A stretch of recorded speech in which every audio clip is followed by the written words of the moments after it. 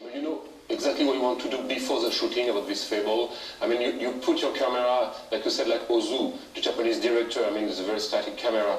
Why did you decide to do a movie like this? Well, you know, I made many films before, and I tried each film in a different style, you know, trying to learn about what my opinion was, but also learn the different ways that you can practice the film language. And I thought, you know, I would use all I had learned in a film later on and have my own style. And when I thought on this film, I thought that the cinema, as told through a very still camera, in a way has more motion and has more dynamism, because you are constantly seeing the movement of the actors, whereas if the camera is moving all around at the same time as the actors, then there's no movement.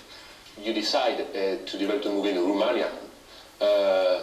Was it a good thing for the movie? I mean, direct the movie in Romania? Well, the author was Romanian and the story was set in Romania. I usually try to make the film in the place where the story is set, because that's the most logical thing. So I made this film with a young crew, entirely Romanian, a young photographer. He was only 28 years old when I began, and I found them very wonderful colleagues and very interested. And in Romania, you did it in quiet and peace because you were far from Hollywood? Well, Hollywood is not a place that's difficult to make films, and peace is really a matter of what your policy is about having visitors on the set. Of course, in Romania it was easy to have it be very quiet, but on the other hand, it's not a small film, it's a very big, ambitious film. So, you know, we had many difficult scenes. It was very cold when we shot the film. We had to do scenes in Austria and in Switzerland and in India and in the periods of the 40s and during Second World War with the Nazis, and we had to find old cars. So it was a big production, ambitious production, and we needed all of our focus and energy just to be able to put, it's like an epic, really, to put it on the screen. And you take a risk for this movie, Yours Without Yours? I take a risk in everything in my life, because I feel that there is no way to avoid risk in life, because in the end you know you're going to die. So what do you have at risk? I mean, the worst thing in life is that when you're ready to die, to say, oh, I wish I had done this, and I wish I had gone there, and I wish I had married her, you know.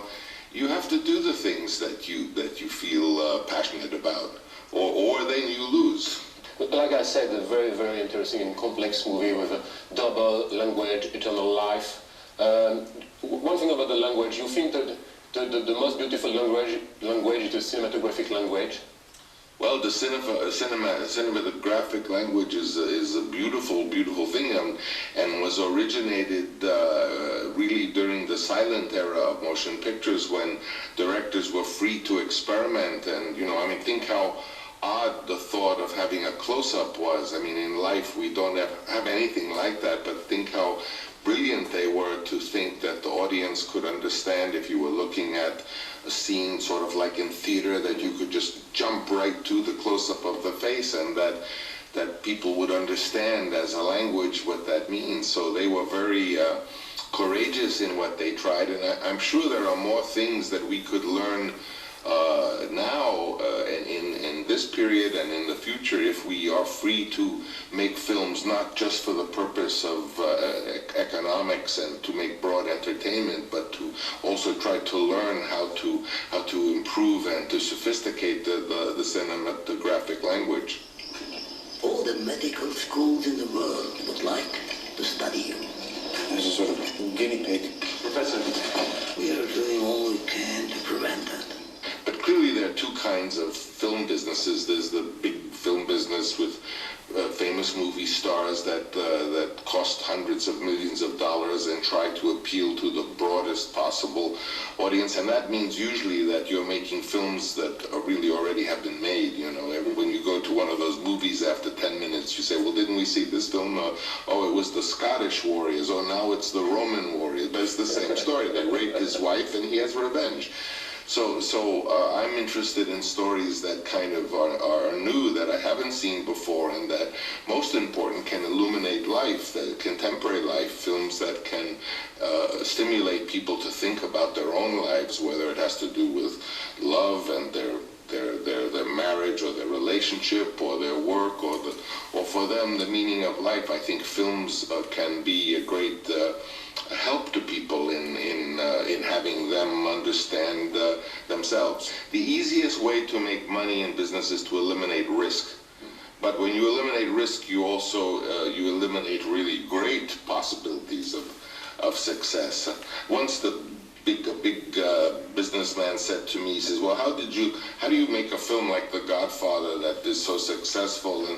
And I said, well, I don't know. I said, I think there's one word, risk. You have to be willing to make a film that will fail, because a film is a new product every time. It's original. It's not like Coca-Cola that you can keep doing the same thing, but they are trying to make films into Coca-Cola.